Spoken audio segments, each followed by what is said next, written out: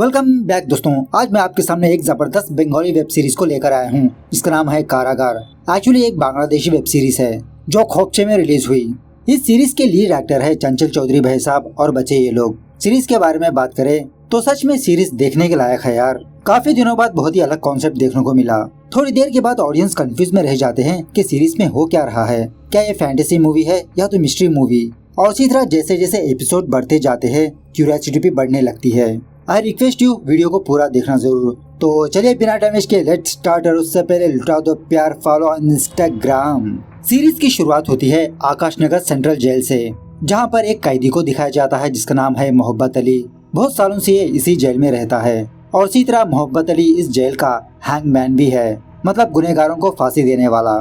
मोहब्बत अली के 3 चेले होते हैं। इन तीनों को अपने बारे में बताने लगता है कि मैंने इस जेल के बाहर काफी सारे लोगों को मारा और इस जेल में भी काफी सारे लोगों को फांसी पे चढ़ाया। अब मैं मेरी जिंदगी से थक चुका हूँ। लगता है मेरा वक्त आ गया, मैं जाने वाला हूँ। मैं मेरे आखिरी पलों में बस खुदा का जिक्र करना चाहता हूँ। जो कोई भी रस्सी को अच्छी तरह से मोम लगाएगा वही अगला मेरे बाद हैंगमैन बनेगा, मतलब फांसी देने वाला जल्लाद। वही दूसरी तरफ आईजी इस जेल आकर इस जेलर मुश्ताक अहमद को डांटने लगता है क्योंकि रिसेंटली ये एक औरत इस जेल में घुस गई और इसी तरह कुछ दिनों पहले ये कैदी जेल से भाग गया। जेल में इतने सारे लोग होने के बावजूद भी क्या उखाड़ रहे हो। वही दूसरी तरफ मतलब मुश्ताक के ऑफिस के बाहर एक बंदा सारे कैदियों की गिनती कर एक बंदे को आके बताने लगता है कि सर सारे कैदी 326 है। एक बंदा कहने लगता है कि तुम तो मरवाओगे, दोबारा जाके ढंग से गिनती करो। सो वो वार्डन दोबारा सारे कैदियों की गिनती करने लगता है। इस तरफ आईजी मुश्ताक को खूब डांटने लगता है कि मुझे फटाफट से 7 दिन के अंदर रिपोर्ट चाहिए कि वो औरत कौन थी, किससे मिलने के लिए आई थी। और इसी तरह जेल का सीसीटीवी फुटेज मीडिया में कैसे लीक हुआ, किसने लीक किया, क्या वो बंदा हम में से है, सब कुछ मुझे पता करके 7 दिन के अंदर बताओ। आईजी जाने के बाद मुश्ताक अपने जूनियर कायर के पास आकर उसको डांटने लगता है कि मैंने तुमको कितनी बार कहा बिना मुझे इन्फॉर्म किए कुछ भी कांड मत करो। अब देखो आईजी रिपोर्ट मांग रहे हैं, कहाँ से लाके दूं मैं। प्लीज खायर तुम फटाफट से ये पता करो कि फुटेज किसने लीक की। उसके बाद वो वार्डन जिसने कैदियों की गिनती किया था दोबारा आकर यही नंबर बताने लगता है कि सारे कैदी 326। ये नंबर सुनने के बाद वो पुलिस वाले दोबारा गिनती करना स्टार्ट करते हैं। इस तरफ मुश्ताक परेशान होकर अपने घर वापस आता है। इसकी बीवी का नाम होता है पन्ना। कहने लगती है कि मैंने आज केक बनाना सीखा, होममेड केक। हम जेल कब चलेंगे, सुबह में या शाम में? शाम में चलेंगे, बहुत अच्छा टाइम रहेगा। बहुत दिनों से मैंने इसको देखा नहीं, अच्छी तरह से सेलिब्रेट करेंगे। मुश्ताक पन्ना को मना करने लगता है कि नहीं, कल तुम जेल नहीं आ सकती, जेल में कुछ कांड हो गया इसीलिए लेडीज अलाउ नहीं है। पन्ना मुश्ताक पर गुस्सा होने लगती है कि तुम कुछ न कुछ बहाने बनाते ही रहते हो, कब मिलवाओगे मुझे उससे। खैर इस तरफ जब जेल के वार्डन्स गिनती करते हैं तो सारे कैदी 325 होते हैं। यही बात उस बंदे को बताते हैं। एक्चुअली ये बंदा यहाँ पर नया आया होता है। वो बंदा कहने लगता है अरे सर आप तो लास्ट सेल को गिना ही नहीं। सीनियर वार्डन कहने लगता है क्या तुम्हारा दिमाग ठिकाने पर है, ये सेल 50 साल से बंद है, दिखता नहीं तुमको इस लॉक को जंग भी लग चुका है। लेकिन वो बंदा कहने लगता है अरे सर आप क्या बात कर रहे हो, ये देखिए यहाँ पर एक कैदी लेटा हुआ है। ऐसा कहते हुए टॉर्च लाइट ऑन करके सेल के अंदर डालता है। वहाँ के सारे वार्डन उस सेल के अंदर उस प्रिजनर को देखकर शॉक में रह जाते हैं। तभी खायर फौरन मुश्ताक को कॉल करके यही बात बताने लगता है कि सर सेल नंबर 145 में एक प्रिजनर है। यह सुनने के बाद फौरन मुश्ताक जेल आकर उस सेल के अंदर देखने लगता है तो सच में सेल नंबर 145 में एक कैदी मौजूद होता है। अब इन लोगों के पास इस सेल की चाबी तो नहीं होती तो इस लॉक को तोड़कर अंदर जाते हैं। सो इस कैदी को देखने पर यह बात पता चलती है कि ये कैदी काफी दिनों से इसी प्रिजन में मौजूद है, मतलब इसकी बहुत ही बुरी हालत होती है। पुराने कपड़े, बहुत दिनों से नहाया नहीं। सो जेल वाले किसी भी तरह करके उस बंदे को नींद से जगाकर उसके लंबे लंबे बाल शॉर्ट कर देते हैं ताकि इसका चेहरा दिखे। इस बंदे को देखने के बाद कुछ गार्ड्स ये समझने लगते हैं कि ये शायद बुलबुल होगा या तो फिर कोई भूत हो सकता है। थोड़ी देर बाद वहाँ के सारे गार्ड्स इस प्रिजनर को बहुत बुरी तरह से मारने पीटने लगते हैं, टॉर्चर करने लगते हैं। लेकिन जितना भी मारने के बावजूद भी ये बंदा अपना मुंह नहीं खोलता। मुश्ताक बुलबुल की फोटो से इसको मैच करवाने के लिए कहता है लेकिन नो मैच। बुलबुल जो जेल से भागा था बाहर आकर मुश्ताक खायर से कहने लगता है कि तुम फौरन पता करो कि ये बंदा यहाँ पर कैसे आया, किसने इसको लाया, सीसीटीवी फुटेज चेक करो। उसके बाद खायर मुश्ताक के कहने पर इस प्रिजनर के हाथ के फिंगरप्रिंट्स हासिल कर लेता है। वहाँ से मुश्ताक साजिब नाम के एक प्रिजनर के पास जाता है। अपने फोन में उस प्रिजनर की फोटो दिखाकर पूछने लगता है क्या यह बंदा तुम में से एक है? क्या तुम इसे पहचानते हो? साजिब कहने लगता है, नहीं, मैं इसे नहीं जानता। एक्चुअली साजिब और कोई नहीं, मुश्ताक का बेटा होता है। खैर उसके बाद दूसरे सीन में अशफाक नाम के एक बंदे को दिखाया जाता है जो अपने घर में सीसीटीवी कैमरा रखकर अपनी वाइफ और अपनी छोटी बच्ची पर नजरें रखे होता है। एक्चुअली अशफाक और कोई नहीं, मुश्ताक का बीएफ होता है, बेस्ट फ्रेंड। अशफाक को जेल बुलाकर उस प्रिजनर के फिंगरप्रिंट्स देकर कहने लगता है कि तुम अपने डेटाबेस में चेक करके बताओ कि ये बंदा कौन है, क्या क्राइम किया इसने। एक्चुअली अशफाक क्राइम ब्रांच में काम करता है, crime branch of Bangladesh. Ashfaq जाने के बाद हम उसी जेल के पास एक औरत को देखते हैं जो बुर्का पहन के वहाँ पर खड़ी होती है। उसके बाद जब उस जेल का एक गार्ड जिसका नाम होता है असलम, वो अपनी बाइक में अपने घर जा रहा होता है, तभी इसकी बाइक के सामने बकरी आने पर असलम का एक्सीडेंट हो जाता है। ज्यादा चोट तो नहीं लगती लेकिन हॉस्पिटल के हवाले हो जाता है, जिसकी वजह से दूसरे दिन जेल में ये खबर फैल जाती है कि असलम ने उस प्रिजनर को मारने की वजह से असलम का ये हाल हुआ। तो सारे गार्ड्स उस प्रिजनर के पास जाने से डरने लगते हैं। उन्हीं में से एक सीनियर गार्ड अपने साथियों से कहने लगता है कि वो कोई मामूली इंसान नहीं, मुझे लगता है कि वो गाजी बाबा है। बहुत सालों पहले उसी प्रिजन में एक बंदा रहता था। हायर ऑफिसर्स ने उस बंदे को डी ब्लॉक के पास दफना दिया। अब वही गाजी बाबा दोबारा जिंदा हो गए। अब तुम लोग ही बताओ, 50 साल से वो सेल बंद पड़ा है, वो बंदा उस प्रिजन में कैसे आया? इस तरफ अशफाक मुश्ताक को कॉल करके बताता है कि ये बंदा तो हमारे डेटाबेस में मौजूद नहीं। ये जानने के बाद मुश्ताक फौरन उस प्रिजनर के पास आता है, पूछने लगता है कि तुम्हारा नाम क्या है, कहाँ से आए तुम? लेकिन ये कैदी तो कुछ अजीब से ही बर्ताव करने लगता है, जैसा लगता हो कि इसको कुछ भाषा ही नहीं आती। सो मुश्ताक इस कैदी को बिठाकर इसके सामने एक पेपर रखता है, लिखने के लिए कहता है अपने बारे में। सो ये बंदा इंग्लिश या बंगाली में लिखने के बजाय अरबी में लिखने लगता है। अब वहाँ पर तो किसी को अरबी नहीं आती। सो मुश्ताक ये पेपर ले जाकर मोहब्बत अली को दिखाता है, इसको पढ़ने के लिए कहता है। इन वर्ड्स को देखने के बाद मोहब्बत अली कहने लगता है कि ये अरबी नहीं फारसी है, लेकिन मुझे इसमें एक नंबर और नाम समझ में आया। नंबर है 250 और नाम है मीर जाफर। सो मुश्ताक फौरन उस कैदी के पास जाकर पूछने लगता है, क्या तुम्हारा नाम मीर जाफर है?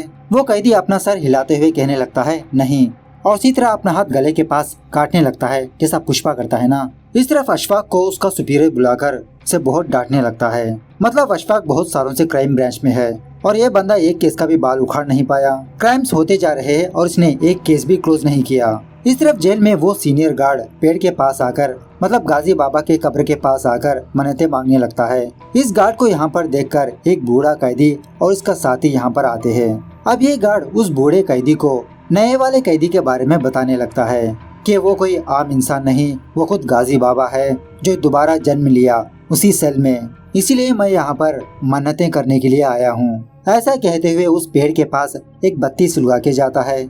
उस गार्ड की बातें सुनने के बाद ये बूढ़ा कैदी और उसका साथी बहुत खुश होते हैं। इस तरफ अशफाक जब मुश्ताक के पास आता है, मुश्ताक अशफाक को उस प्रिजनर की फोटो दिखाकर पूछने लगता है, क्या तुम इस बंदे को जानते हो? अशफाक कहने लगता है कि मैंने इसको नहीं जानता। तब जाके मुश्ताक अशफाक को इस प्रिजनर के बारे में बताता है। अशफाक कहने लगता है कि वो साला नाटक कर रहा है, मुझे उसके पास ले चलो, सब कुछ सच सच उसके मुंह से उगलवा दूंगा, देखते हैं कौन है वो बंदा। सो मुश्ताक उस प्रिजनर को अशफाक के सामने लाता है। तो पहले तो अशफाक इस प्रिजनर को बहुत ही नॉर्मली से पूछने लगता है, यही नॉर्मली बातें, तुम्हारा नाम क्या है, कहाँ के हो तुम? लेकिन वो कैदी अपने हाथों से इशारे करते हुए बात करने लगता है जो वहाँ के किसी भी बंदे को समझ में नहीं आती। इस कैदी की साइन लैंग्वेज देखकर अशफाक का तो सर घूमने लगता है। खैर दूसरे सीन में महा नाम की एक लड़की को दिखाया जाता है। महा प्रेग्नेंट होने की वजह से हॉस्पिटल आती है अपना चेकअप करवाने के लिए। तभी अशफाक महा को कॉल करता है, पूछने लगता है कि तुम कहाँ पर हो। तो महा अशफाक को झूठ बताने लगती है कि ये आई डॉक्टर के पास आई है अपना आँखों का चेकअप करवाने के लिए। खैर महा उस हॉस्पिटल का एड्रेस बताने पर अशफाक उस हॉस्पिटल के पास आता है। महा और कोई नहीं, अशफाक की बीवी की फ्रेंड होती है। कार में बैठने के बाद पहले तो अशफाक महा को एक बंदे की डिटेल्स बताने लगता है। कहने लगता है कि वो बंदा लिबिया में रहता है। एक्चुअली महा एक बंदे को ढूंढ रही होती है, उसी की डिटेल्स अशफाक महा को बताता है। और इसी तरह अशफाक महा से ये पूछने लगता है, क्या तुम साइन लैंग्वेज को जानती हो? महा कहने लगती है, हाँ मैं थोड़ी बहुत जानती हूँ लेकिन उसमें मैं एक्सपर्ट नहीं हूँ। अशफाक कहने लगता है, तो फिर ठीक है, मुझे थोड़ा तुम्हारा वक्त चाहिए। ऐसा कहते हुए अशफाक महा को लेकर सेंट्रल जेल जाता है। बाहर से ही मुश्ताक को महा के बारे में बताने लगता है कि महा साइन लैंग्वेज को जानती है, इस केस में तुम्हारी हेल्प कर सकती है। पहले तो मुश्ताक इस बात के लिए मना कर देता है क्योंकि कोई भी लेडीज जेल के अंदर आना मना है, रिसेंटली जो कांड हुआ जेल में उसकी वजह से। लेकिन बाद में अशफाक मुश्ताक को मनवा लेता है। महा को जेल के अंदर लाया जाता है। महा के सामने उस प्रिजनर को लाया जाता है। सो महा इस बंदे से साइन लैंग्वेज में पूछने लगती है कि तुम्हारा नाम क्या है। वो बंदा भी साइन लैंग्वेज में कुछ बताने लगता है। तो इस कैदी की साइन लैंग्वेज महा को कुछ भी समझ में नहीं आती। मुश्ताक को बताने लगती है कि साइन लैंग्वेज में काफी सारी डिफरेंसेस है। तो इसी बात को लेकर इन दोनों में थोड़ा आर्गुमेंट होने लगता है। तभी वो कैदी उन तीनों का आर्गुमेंट रुकाकर नॉर्मल साइन लैंग्वेज में बात करने लगता है महा से। महा इस साइन लैंग्वेज को ट्रांसलेट करने लगती है। कैदी बताने लगता है कि ये बंदा मीर जाफर का कत्ल किया, इसीलिए इसको जेल हो गई। महा पूछने लगती है कि ये मीर जाफर कौन सी खेत की मूली है। कैदी कहने लगता है सिराजुद्दौला को धोखा देने वाला, और मैं मीर जाफर का कुक था। हमने मीर जाफर की वजह से हमारा सब कुछ खो दिया, इसीलिए हमने मीर जाफर का बदला लेने के लिए मैं मीर जाफर का कुक बना। मौका देखकर एक दिन उसके खाने में जहर मिलाकर मीर जाफर को मार दिया। महा पूछने लगती है कि मीर जाफर तो कोई दूसरे कारण से मारा गया। कैदी बताने लगता है कि हर एक हिस्ट्री के 2 वर्जन्स होते हैं, एक जो खुदी से लिखे हुए, दूसरा जिसने उस इतिहास को देखा होगा, और मैंने उस इतिहास को देखा। मैं 250 सालों से कारागार में हूँ। अब इस कैदी की बातें सारे लोगों के सर के ऊपर ही चली जाती है। खैर उसके बाद जब मुश्ताक अपने घर जाता है, पन्ना मुश्ताक से यही पूछने लगती है कि तुम कब मेरे बेटे से मिलवाओगे, कल उसका बर्थडे है। दूसरे दिन मुश्ताक किसी मौलवी के साथ कब्रिस्तान जाता है। एक्चुअली मुश्ताक के जुड़वा बच्चे पैदा हुए थे, एक है साजिब, दूसरा उसी वक्त मारा गया। खैर तभी हम उस कब्रिस्तान में उस बुरखे वाली औरत को देखते हैं जो मुश्ताक को फॉलो करती रहती है। इस तरफ हम ये देखते हैं कि महा अपनी माँ का ट्रीटमेंट करवाती रहती है, और वो भी बहुत पैसे खर्चा करवा के। इस तरफ जेल में वो बूढ़ा कैदी होता है ना, वो कुछ कैदियों को जमा करके गाजी बाबा के बारे में बताने लगता है कि हमारी जिंदगी में जो कोई भी मुश्किलात है वो सिर्फ गाजी बाबा ही दूर कर सकते हैं। अब हर कोई भी गाजी बाबा की दुआ ले सकता है, और मैं आप लोगों को गाजी बाबा से मिलवाऊंगा। गाजी बाबा से मिलने के लिए मैं आपको टिकट दूंगा। ऐसा कहते हुए सारे कैदियों को उस पेड़ के पास ले जाकर उनके हाथों को एक तागा बनकर उनके पास से सिगरेट हासिल करते रहता है, क्योंकि अब जेल में पैसे तो नहीं होते। इस बूढ़े कैदी को कुछ न कुछ देना होता है, मतलब यहाँ पर सम काइंड ऑफ बिजनेस चलता है। सो वो सारे कैदी उस बूढ़े आदमी की बातों पर भरोसा करके सेल नंबर 145 के पास आकर उस गेट को धागे बनते हुए अपनी मन्नतें बताने लगते हैं, और इसी तरह उस कैदी के सामने कुछ फ्रूट्स भी रखते हैं। इस तरफ महा अपने फ्रेंड के घर आती है, मतलब अशफाक की बीवी के पास। बताने लगती है कि ये प्रेग्नेंट है। इसके बीएफ का नाम है मैथ्यू, जो एक फ्रेंच बंदा है। फ्रेंच किस करते करते ये कांड कर लिया, और इसी तरह कुछ दिनों बाद महा अपने बॉयफ्रेंड के पास जाने का प्लान बना रही है, लेकिन महा अपनी माँ की तबीयत देखकर रुकी हुई है। और इसी तरह यहाँ पर हमको ये बात भी पता चलती है कि एक्चुअली महा अपने फादर को ढूंढ रही होती है, इसीलिए महा अपनी माँ को जिंदा रखा उसका ट्रीटमेंट करवाती रहती है, ताकि महा की माँ मरने से पहले माँ के फादर को देख सके। खैर इसी बातों के दरमियान वहाँ पर अशफाक आता है, कहने लगता है कि हमको दोबारा तुम्हारी हेल्प चाहिए, आज रात तुम दोबारा मेरे साथ जेल आओ। शाम होने के बाद पन्ना अपने बेटे साजिब के पास आती है जेल में मिलने के लिए। एक्चुअली मुश्ताक साजिब को यहाँ पर छुपा के रखा होता है, क्योंकि साजिब ने कुछ बेटिंग वगैरह की थी। सो कुछ गुंडे साजिब को ढूंढ रहे हैं, इसको मारने का प्लान बनाया, इसीलिए मुश्ताक साजिब को यहाँ पर छुपा के रख दिया। खैर पन्ना अपने हाथों से केक बनाकर साजिब का बर्थडे मनाती है, दिलासा दिलाने लगती है बस और कुछ दिनों की बात है, जब तुम्हारा वीजा रेडी हो जाएगा तुम यहाँ से बाहर चले जाओगे। यह होने के बाद मुश्ताक, अशफाक, महा उस प्रिजनर के पास आते हैं। मुश्ताक महा से पूछने के लिए कहता है कि 2.5 साल तक ये कहाँ पर था।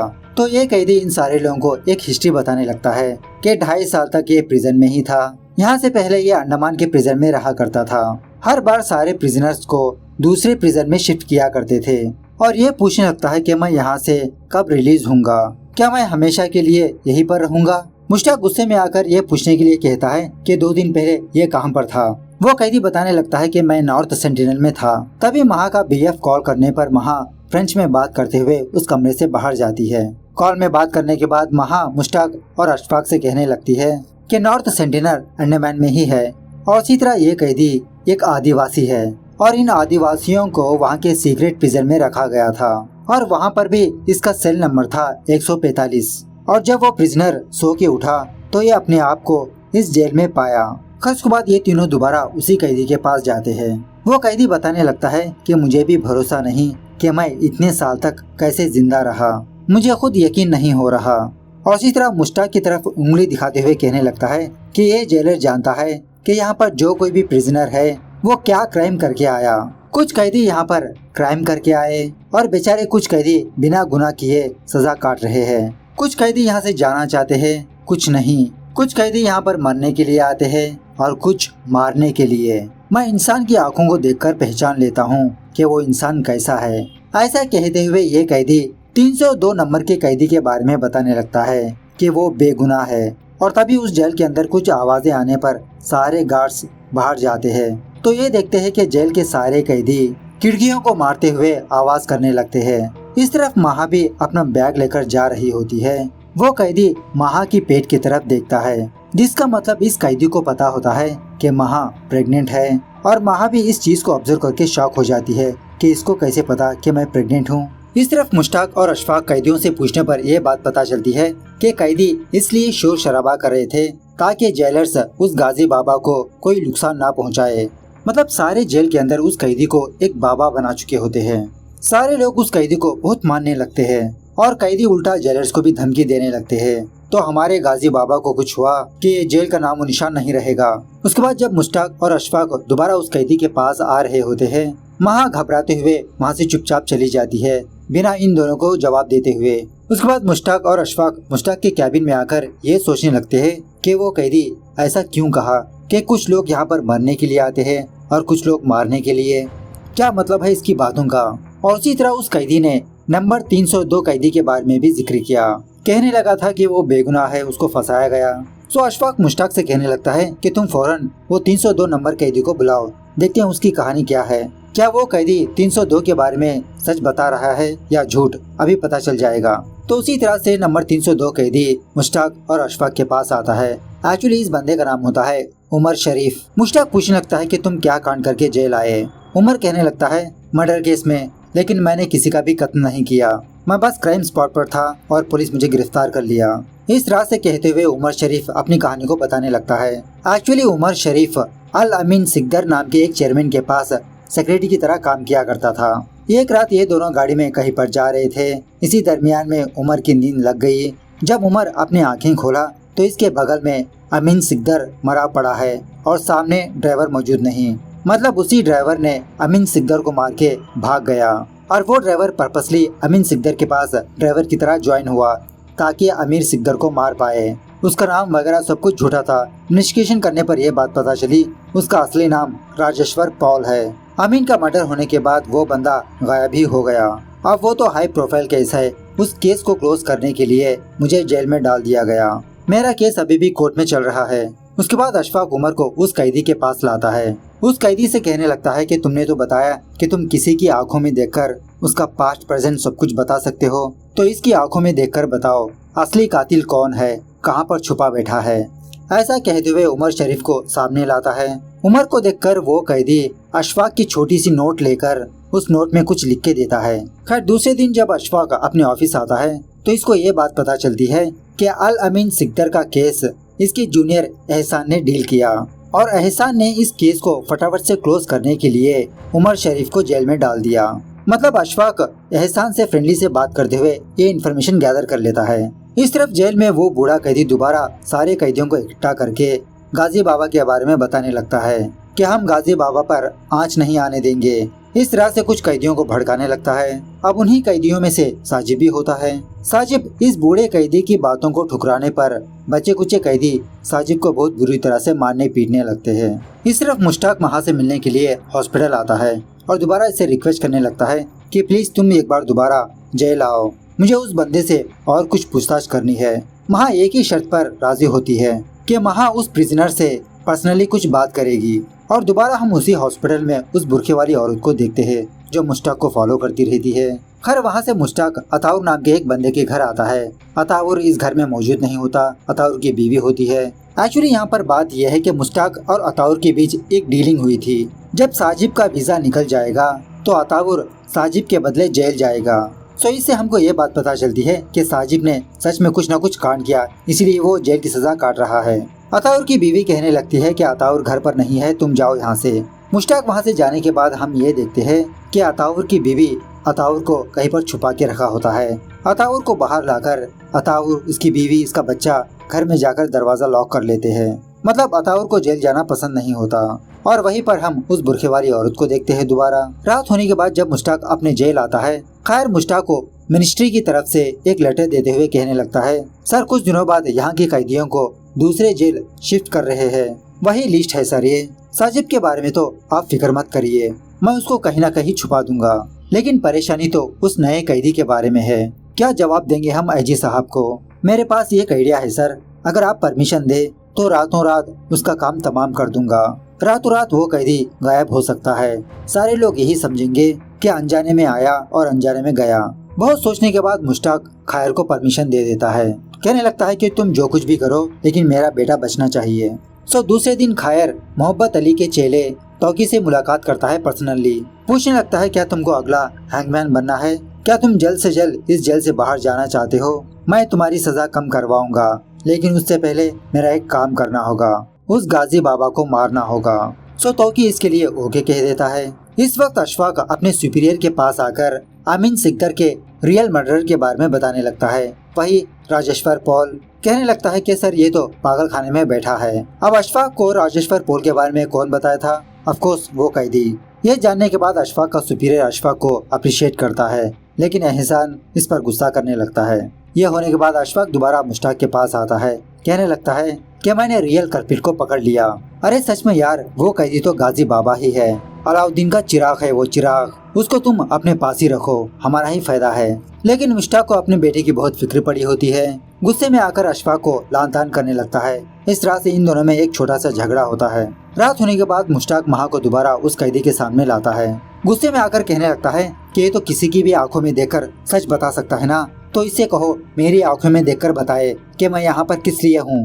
वो कैदी इशारों से बताने लगता है। कहने लगता है कि यह मुश्ताक का शुक्रगुजार है, क्योंकि ये कैदी अब तक जिस जेल में भी था इसको ढंग से खाना नहीं मिला, लेकिन इस जेल में इसको टाइमली खाना मिलता है। इसके लिए शुक्रिया बताने लगता है। लेकिन मुश्ताक ये सब फिजूल की बातें सुनना नहीं चाहता। उस कैदी पर टूट पड़ता है। पूछने लगता है कि मेरी आंखों में देखकर मेरे बारे में बताओ। लेकिन वहाँ के गार्ड्स मुश्ताक को दूर कर देते हैं। मुश्ताक गुस्से में आकर उस रूम से बाहर चला जाता है। अब वहीं पर खायर तो होता है। महा खायर से कहने लगती है कि मुझे इस कैदी से 2 मिनट बात करनी है। मैंने ऑलरेडी ये बात मुश्ताक सर से बताई। पहले तो खायर इसके लिए परमिशन नहीं देता, लेकिन जब महा खायर को डराने धमकाने लगती है तो खायर कल सुबह आने के लिए कहता है। थोड़ी देर बाद खायर मुश्ताक के पास आकर कहने लगता है कि सर मैंने तौकी से बात कर ली, कल रात उस कैदी का काम तमाम हो जाएगा, आप बेफिक्र रहिए। खैर दूसरे दिन राजेश्वर पॉल इसी जेल को आता है, वही जो अमीन सिकदर का कत्ल किया। जेल में आने के बाद ये कैदी राजेश्वर से पूछने लगता है कि तुम किस जुर्म में जेल आए? राजेश्वर कहने लगता है कि मैंने कुछ भी नहीं किया, लेकिन कुछ करने वाला हूँ। गाजी बाबा को गायब करने के लिए आया हूँ। इस तरफ महा उस कैदी से पर्सनली बात करने के लिए आती है, और जब महा इशारों से उस कैदी को कुछ पूछने ही वाली होती है, वो कैदी कहने लगता है इशारों की कोई जरूरत नहीं है, तुम बोल सकती हो। मतलब ये कैदी सुन सकता है और लैंग्वेज को जानता भी है। महा पूछने लगती है कि तुमको कैसे पता कि मैं प्रेग्नेंट हूँ? कैदी साइन लैंग्वेज में कहने लगता है कि मैं आँखों को देखकर सब कुछ पता कर सकता हूँ। महा इस कैदी को अपनी माँ की एक वीडियो दिखाकर पूछने लगती है कि बताओ क्या मेरी माँ सच कह रही है? क्या मेरे फादर अभी भी जिंदा है? जिंदा है तो कहाँ पर है? और एक्चुअली यहाँ पर महा की माँ भी गूंगी बहरी होती है। वो कैदी महा के पास से एक टिश्यू पेपर लेकर फ्रेंच में किसी बंदे का नाम लिखता है, एड्रेस लिखता है। मतलब इस कैदी को फ्रेंच लैंग्वेज भी आती है। महा पूछने लगती है क्या फादर अल्फ्रेड को पता है कि मेरे पापा कहाँ पर है? कैदी कहने लगता है हाँ। उसी तरह वो कैदी दूसरे टिश्यू पेपर में एक बटरफ्लाई को ड्रॉ करके महा को देता है। कहने लगता है कि ये टिश्यू पेपर फादर अल्फ्रेड को दिखाओ, वो समझ जाएंगे। इस तरफ राजेश्वर को ये बात पता चलती है कि गाजी बाबा से मुलाकात करने के लिए टिकट चाहिए। राजेश्वर टिकट लेने के लिए एक बंदे के पास जाता है। बदले में वो बंदा सिगरेट मांगता है। सिगरेट लेने के बावजूद भी वो टकला राजेश्वर को टिकट नहीं देता, मतलब धागा नहीं बनता। बाद में पता चलता है कि आज आईजी आने वाले हैं, इसीलिए गाजी बाबा के पास विजिटर्स नॉट अलाउड, कल देख लेना गाजी बाबा को। इस तरफ मुश्ताक का सुपीरियर मतलब आईजी मुश्ताक के पास आता है। पूछने लगता है कि उस सीसीटीवी फुटेज का क्या हुआ, कौन थी वो औरत जो जेल आई थी? मुश्ताक कहने लगता है कि सर वो तो एक रैंडम क्लिप थी हमारे जेल को बदनाम करने के लिए, और उसी तरह और कुछ बातें चलती है इन दोनों के बीच। उसके बाद जब मुश्ताक अपने घर आता है, पन्ना मुश्ताक को अपने बेटे साजिब का वीजा के बारे में बात करती है कि एम्बेसी वालों ने सारे डॉक्यूमेंट्स को एक्सेप्ट कर लिया, कब मेरा बेटा बाहर आएगा, क्या अताउर के बारे में कुछ पता चला। लेकिन मुश्ताक पन्ना को कुछ भी ना बताते हुए अंदर चला जाता है। तभी पन्ना एक लेटर को पढ़ने लगती है जो आज सुबह मुश्ताक के घर आया। उसमें ये लिखा होता है, जब तक गाजी बाबा जिंदा है तब तक तुम्हारा बेटा भी जिंदा है। ये लेटर देखने के बाद मुश्ताक फौरन दोबारा अपनी जेल जाता है और उस वक्त तौकी खैर के कहने पर उस कैदी के सेल में जाने लगता है उसे फांसी डालकर मारने के लिए। और जब तौकी उस कैदी को मारने ही वाला होता है तभी वहाँ पर मुश्ताक आता है, उस कैदी को बचा लेता है, तौकी को वहाँ से बाहर भेज देता है। वो कैदी मुश्ताक की आंखों में देखकर पहचान लेता है कि मुश्ताक ने ही इसको मारने की परमिशन दी। दूसरे दिन महा उस कैदी के बताने पर फादर अल्फ्रेड से मुलाकात करने के लिए किसी चर्च जाती है। अल्फ्रेड महा को पहचान लेता है, पूछने लगता है, कैसी हो महा, तुम्हारी माँ कैसी है, मेरे कैबिन में बैठो, मैं अभी आया। इस तरफ जेल में राजेश्वर उस गाजी बाबा से मुलाकात करने के लिए जाने लगता है। इस तरफ महा अल्फ्रेड के ऑफिस में आकर अल्फ्रेड का इंतजार करती रहती है।